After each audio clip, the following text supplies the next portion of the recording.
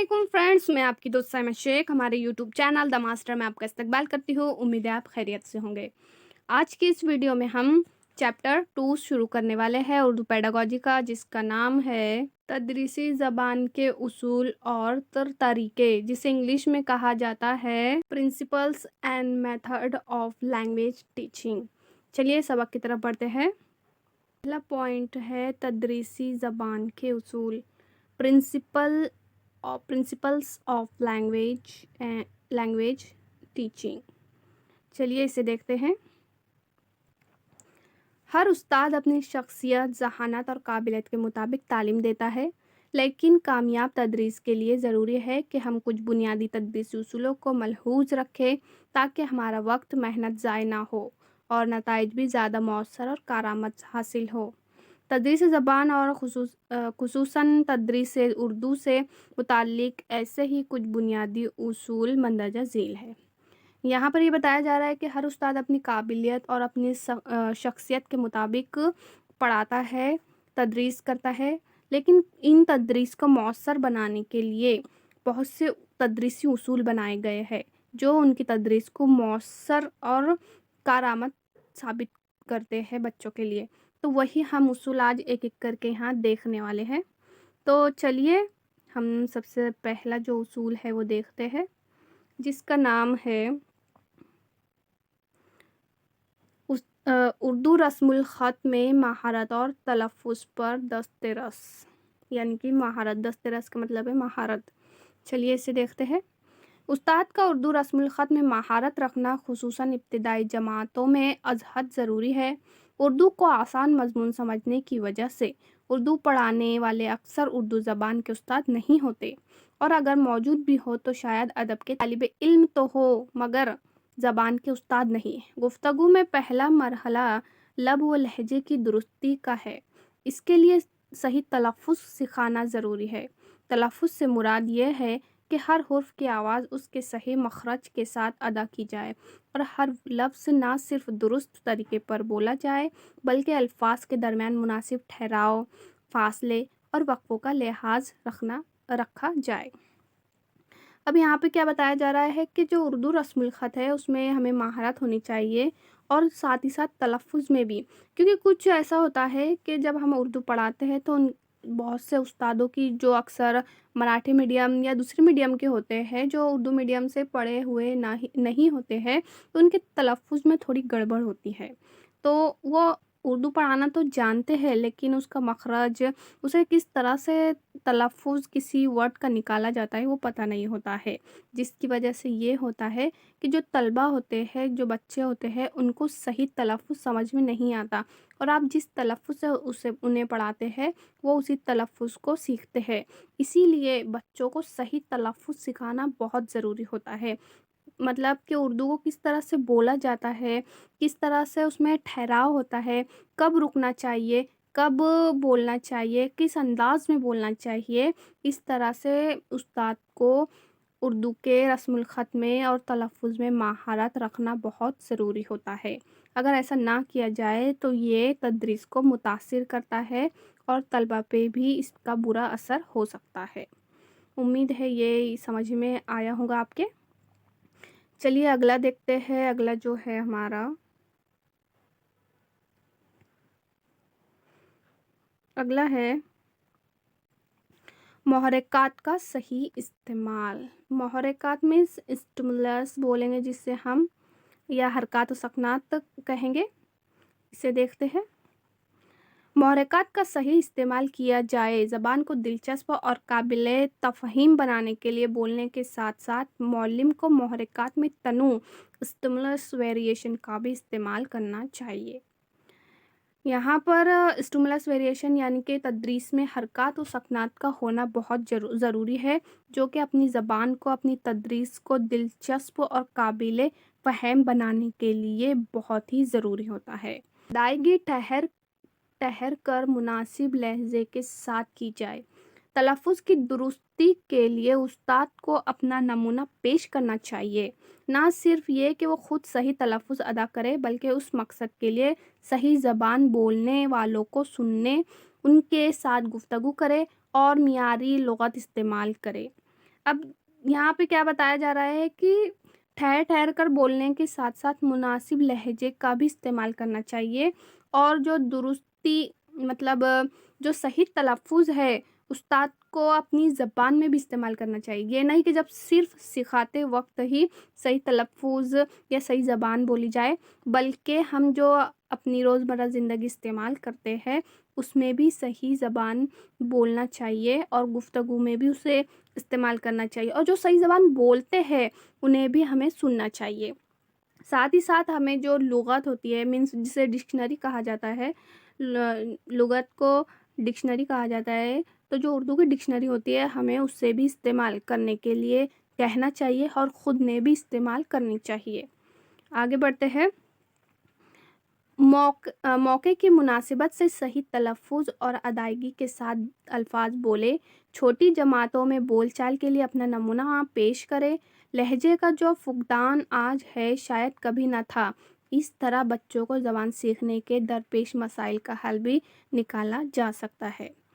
اب یہاں پہ یہ بتایا جا رہا ہے کہ انہیں موقع فراہم کرے صحیح تلفظ کے ساتھ بولنے کے، صحیح الفاظ بولنے کے، اور جو چھوٹی جماعتیں ہوتی ہیں وہاں پہ ہم کس طرح سے بول رہے ہیں۔ جو چھوٹے بچے ہوتے ہیں وہ اپنے جو استاد ہوتا ہے، اپنا جو معلم ہوتا ہے اس سے ہی آئیڈیل مانتا ہے، تو جس طرح استاد صحیح زبان کا صحیح تلفظ کا استعمال کرے گا، بچے اسے سن کر، اسے سمجھ کر، اسے دہرا کر ہی وہی الفاظ دہرائیں گے اور اپنی روزمرہ زندگی میں اسی بول چال کو استعمال کریں گے۔ اس لیے معلم کا جو تلفظ ہے، جو بول چال کا نمونہ ہے، وہ صحیح ہونا چاہیے۔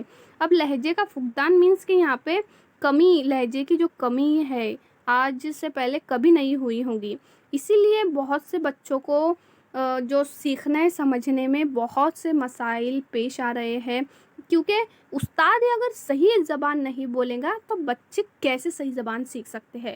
اسی لیے معلم کو چاہیے کہ وہ اپنا لب و لہجہ، مناسب ٹھہراؤ، کس طرح سے کہاں پہ بولنا چاہیے، وہ تمام چیزوں کو دھیان میں رکھتے ہوئے اپنی روزمرہ کی بول چال میں، روزمرہ کی زبان میں، بات چیت میں اس کا استعمال لائے، تاکہ بچوں کو مناسب اور صحیح جو زبان ہے وہ ہم سکھا سکے اور ان کے مسائل کو دور کر سکے۔ چلیے آگے بڑھتے ہیں۔ اگلا جو ہے ہمارا وہ اس طرح سے ہے، تھرڈ پوائنٹ، جدید تدریسی طریقوں سے واقفیت اور ان پر عمل۔ یہ ہمارا تیسرا پوائنٹ ہے، اسے دیکھتے ہیں ہم۔ جدید تدریسی طریقوں سے واقفیت استاد کے پیشہ ورانہ اخلاق کا حصہ ہے۔ اس عمل کو زبان آموزی کہتے ہیں۔ ثانوی زبانوں کی تدریس کے بہت سے طریقے رائج رہے ہیں، ان طریقوں کے نقائص دور کر کے انہیں بہتر بنانے کی کوشش کی جائے۔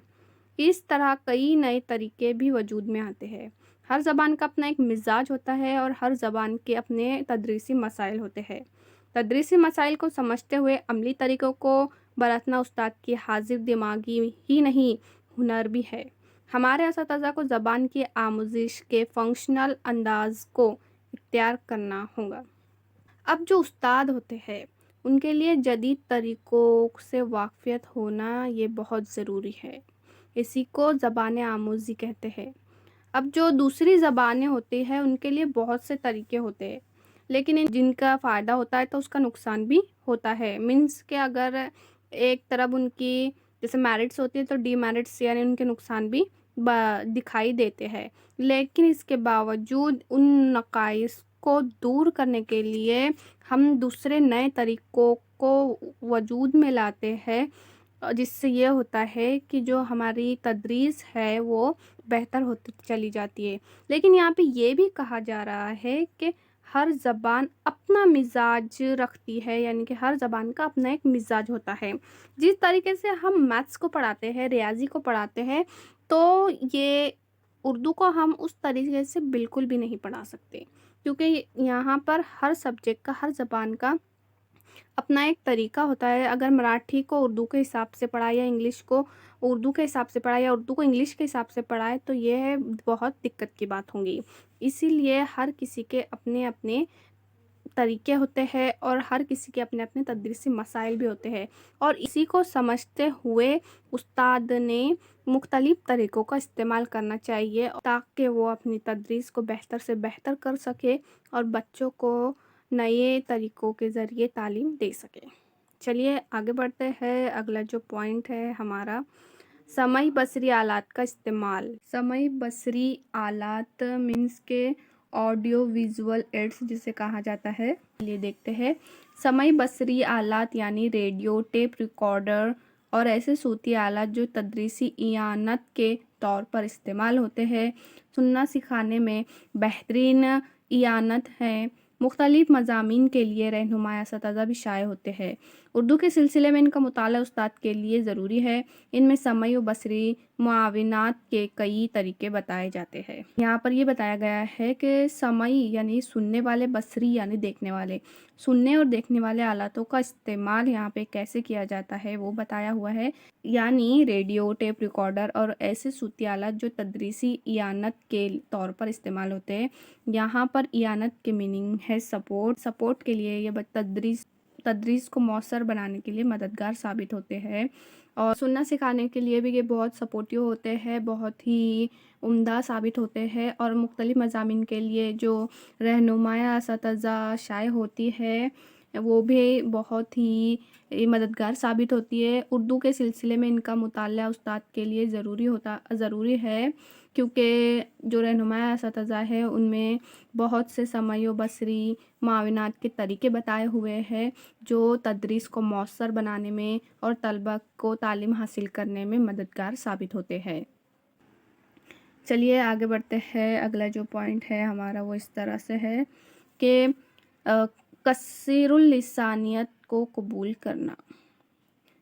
یہاں پر یہ بتایا گیا ہے کہ ہماری جماعتوں میں مختلف زبانوں کے بولنے والے طلبہ حصول تعلیم کے لیے آتے ہیں۔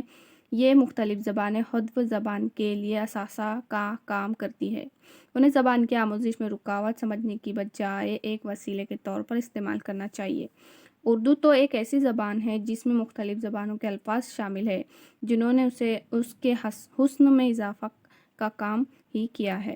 یہاں پہ کثیر اللسانیت سے مراد ہے کہ بہت سے بچے ایسے ہوتے ہیں جو الگ الگ علاقوں سے آتے ہیں جہاں پہ الگ الگ بولی بولی جاتی ہے یا مختلف زبانیں بولی جاتی ہے۔ انہیں مینس غلط نہ سمجھتے ہوئے ان کو جو وہ الگ الگ لینگویج جانتے ہیں ان کو ہی بیس بناتے ہوئے انہیں سکھانا چاہیے، زبان کی آموزش ان کی ہی مدد سے کرنی چاہیے۔ اور اردو کو تو لشکری زبان کہا گیا ہے جس میں فارسی کے، عربی کے اور مختلف جو زبانیں ہیں وہ استعمال کی جاتی ہے، اور جو اردو ہے اسے اور بھی نکھارتی ہے، خوبصورت بناتی ہے۔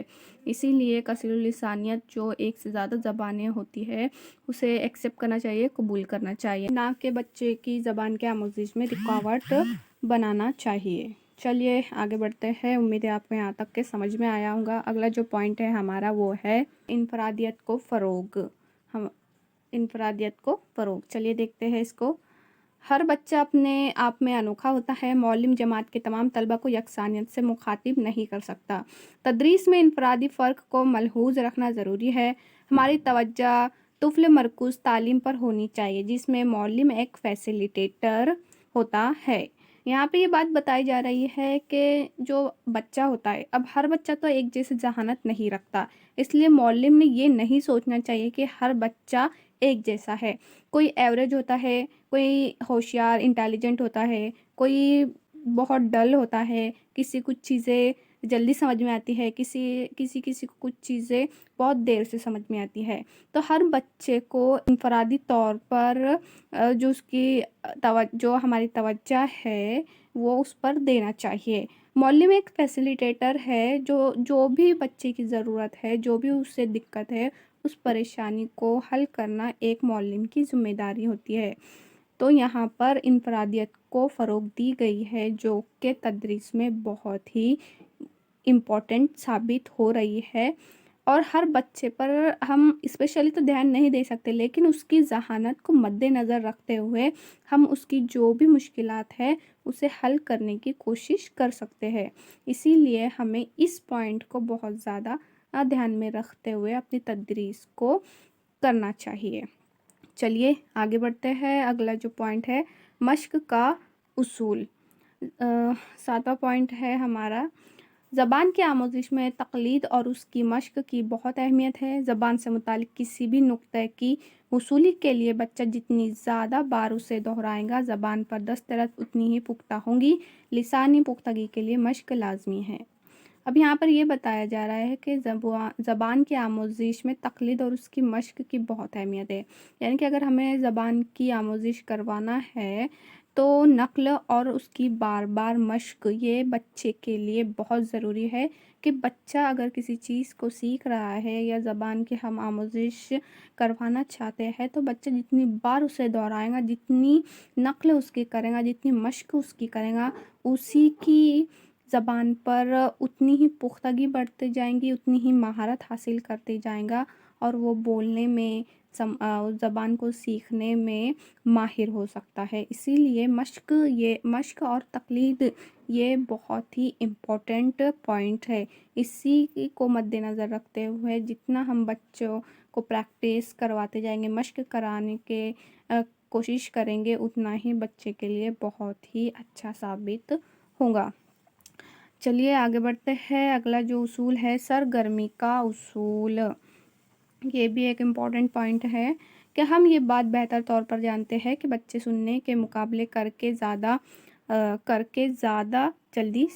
جلدی اور دیر پا سیکھتے ہیں۔ زبان کی کلاس کی یہ کمزوری ہے کہ اس میں سرگرمیوں کا استعمال کم ہوتا ہے اور سننے و نصابی کتاب پر زیادہ زور دیا جاتا ہے۔ زبان کی آموزش کی پختگی کے لیے سرگرمیاں لازمی ہے۔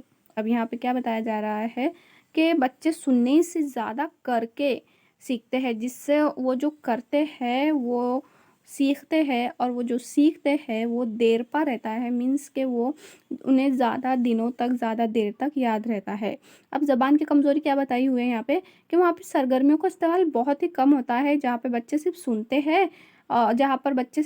ہیں اور دیکھتے ہیں، جس کی وجہ سے یہ ہوتا ہے کہ وہ جلدی بھول جاتے ہیں اور کچھ چیزیں تو ان کو سمجھ میں آتی نہیں۔ اس لیے زبان کی پختگی کے لیے یہاں پر سرگرمیوں پر زور دیا گیا ہے، یعنی کہ یہاں پہ سرگرمیاں لازمی کرنا ضروری ہے اگر ہمیں زبان کی آموزش کی پختگی کروانا ہے تو۔ اس لیے بچے جتنا کر کے سیکھتے ہیں اتنا سننے سے نہیں سیکھتے، اس لیے سرگرمیاں بچوں کو کرواتے رہنی چاہیے۔ اگلا جو ہمارا پوائنٹ ہے وہ ہے تدریسی اصول کی پابندی۔ اب تدریسی اصول کی پابندی، تدریسی اصول جیسے مثالوں سے اصول کی جانب، سہل سے مشکل کی جانب، ٹھوس سے مجرد کی جانب وغیرہ اصولوں کی پابندی زبان کی کلاس میں بھی بہت ضروری ہے۔ اب یہاں پہ تدریسی اصول بتائے گئے ہیں، تدریس کے اصول تو بہت سے ہیں لیکن اردو کے حساب سے یہاں پہ بتایا ہوا ہے کہ مثال سے اصول کی جانب ایک طریقہ ہوتا ہے، یا اصول سے مثال کی جانب، سہل سے مشکل کی جانب یعنی آسان سے مشکل کی جانب یا مشکل سے آسان کی جانب، ٹھوس سے مجرد یعنی کانکریٹ ٹو ایبسٹریکٹ۔ اس طرح سے مختلف اصولوں کا استعمال کر کے تدریس کو کارآمد اور مؤثر بنایا جاتا ہے۔ تو انہی اصولوں کی پابندی کرتے ہوئے ہمیں زبان کی جو کلاس ہوتی ہے، زبان جب ہم سکھاتے ہیں، کوئی بھی سبجیکٹ جب ہم سکھاتے ہیں، خاص طور پر جو لینگویجز کی کلاسز ہوتی ہے تو ان میں ان اصولوں کا استعمال بہت ضروری ہوتا ہے۔ اس کے بغیر ہم تدریس کو مؤثر نہیں بنا سکتے۔ امید ہے آپ کو یہاں پر جو بھی میں چیزیں بتا رہی ہوں آپ کو سمجھ میں آ رہی ہوں گی۔ چلیے آگے بڑھتے ہیں، اگلا جو پوائنٹ ہے ہمارا وہ ہے غلطیاں آموزش کا حصہ ہے۔ اب یہ تو ہم سبھی جانتے ہیں کہ جو بھی انسان ہے، بچہ تو چھوڑو، انسان غلطیاں کر کے ہی سیکھتا ہے۔ اس لیے سیکھنے کی پہلی سیڑھی غلطی ہے، جب تک کہ وہ غلطی نہیں کرے گا تو وہ سیکھے گا کیسے؟ اس لیے یہاں پہ کہا گیا ہے کہ غلطیاں آموزش کا حصہ ہے۔ معلم اکثر بچوں کی طرف سے ہونے والی غلطیوں کو قابل قبول نہیں مانتے اور اکثر اس کے نت نئے اظہار ناراضگی کرتے دیکھے جا سکتے ہیں۔ جدید نفسیاتی اصول کے مطابق آموزش میں غلطیاں ہونا ایک عام بات ہے، اس میں معلم کو حیرانی یا ناراضگی نہیں ہونی چاہیے، بچے غلطیاں کر کے ہی سیکھتے ہیں۔ معلم کو بچوں کی غلطیوں کا تجزیہ کر کے ان کی فکروں کو سمجھنے کی کوشش کرنی چاہیے۔ جیسے کہ میں نے بتایا کہ انسان جو ہے وہ غلطیاں کر کے ہی سیکھتا ہے، اس لیے معلم نے اسے قبول کرنا چاہیے، کیونکہ سیکھنے کی پہلی سیڑھی ہی تو غلطی ہے. جب تک کہ وہ غلطی کریں گا نہیں، اسے پتہ کیسے چلے گا کہ وہ کہاں پہ غلط ہو رہا ہے، کیا چیز اسے سمجھ میں نہیں آ رہی ہے. وہ اپنی غلطیوں کو دور کرنے کی کوشش کرے گا اور وہ دھیرے دھیرے سیکھیں گا. اس لیے بچوں کو معلم کا سپورٹ ہونا ضروری ہے، نہ کہ وہ معلم ان سے ناراض ہو اور ناراضگی میں ان کو پنشمنٹ دے، ان کو سزا دے. نہیں، بچوں کی غلطیوں کا تجزیہ کر کے ان کو سمجھنا چاہیے کہ آخر بچے میں ایسی کون سی خمی رہ جا رہی ہے جس کی وجہ سے وہ یہ غلطیاں کر رہے ہیں. تو غلطیوں آموزش کا حصہ اسی لیے بتایا گیا ہے. اور جو معلم ہوتا ہے اس نے بچوں کو سمجھنے کی کوشش کرنا چاہیے اور غلطیوں کی اصلاح میں ان کی مدد کرنی چاہیے. امید ہے آپ کو تمام پوائنٹ سمجھ میں آ گئے ہوں گے. یہاں تک کہ آج کی ہماری ویڈیو ہے. انشاءاللہ اگلی ویڈیو میں ہم اس سبق کے آگے کا جو حصہ ہے وہ دیکھیں گے. اگر آپ ہمارے چینل پر نئے ہیں تو اسے سبسکرائب کیجئے، لائک کیجئے، شیئر کیجئے اور بیل آئیکن پر پریس کیجئے تاکہ آپ کو ہماری نیو ویڈیو کی نوٹیفیکیشن وقت پر ملتی رہے. انشاءاللہ ملتے ہیں نیکسٹ پارٹ میں اگلے نئے پوائنٹس کے ساتھ. تب تک کے لیے اللہ حافظ. اللہ نگہبان.